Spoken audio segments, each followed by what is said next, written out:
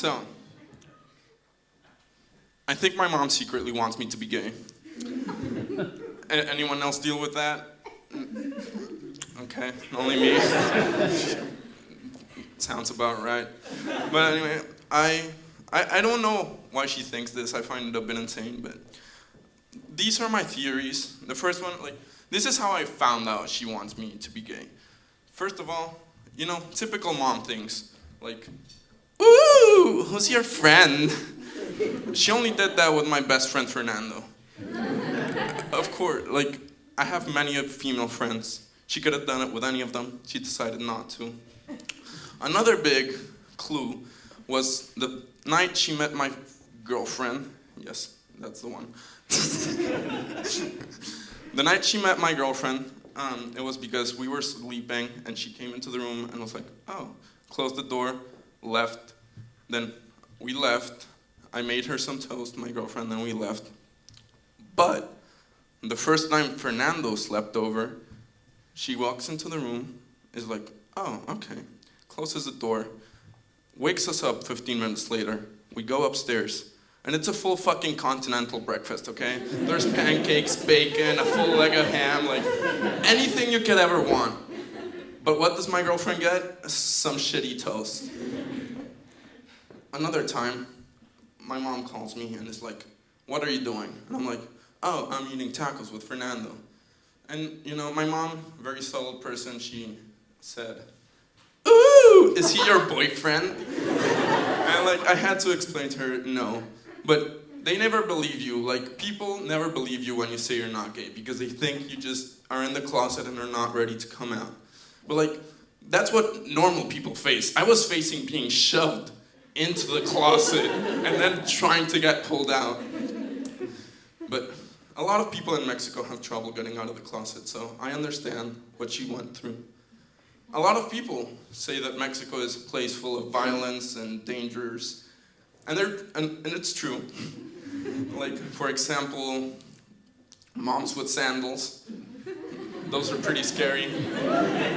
Spicy food, I'm used to it. It's really good and dangerous when it's out.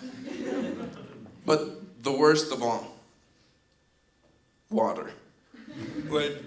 If you don't believe me, go to Mexico and drink some tap water. We'll talk a few days later if you're still alive. My house has been broken into 5 times. But I think if you're Mexican and your house hasn't been broken into, you're not really Mexican. It's like a baptism to your house. So my house has had a baptism, communion, and confirmation.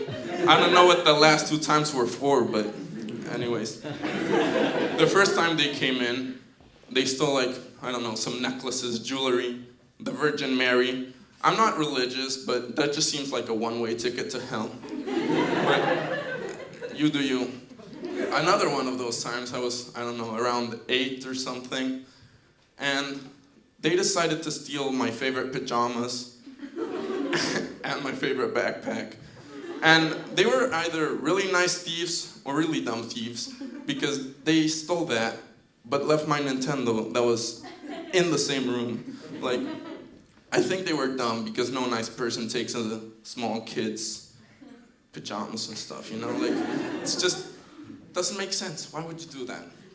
Poor child.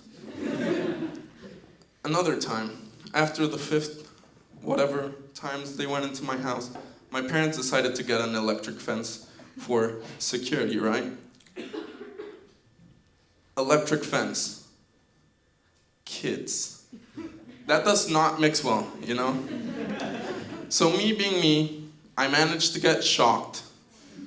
And let me tell you, it was not a nice experience. That's why it made it so much worse when it happened again.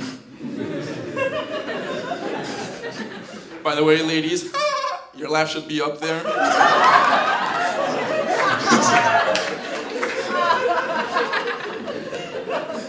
But my sister also managed to get shocked. But that was when she was 25. And somehow she also managed to get shocked in the head. And she told me later on that It was great. She had a trip. She was happy. And I don't think that's fair. Like, She gets to go into the 5th and 6th dimension, jump into the Matrix, meet Keanu Reeves, come back and be all good. What do I get? I just didn't see it as fair.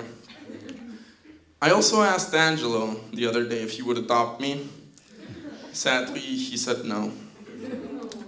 What can you do about it? Well, I can tell you what you can do about it. I'm gonna use the same technique Bogna used when she was asking him to marry. Just keep asking until he says the magic word he said to her. Fine. Thank you very much.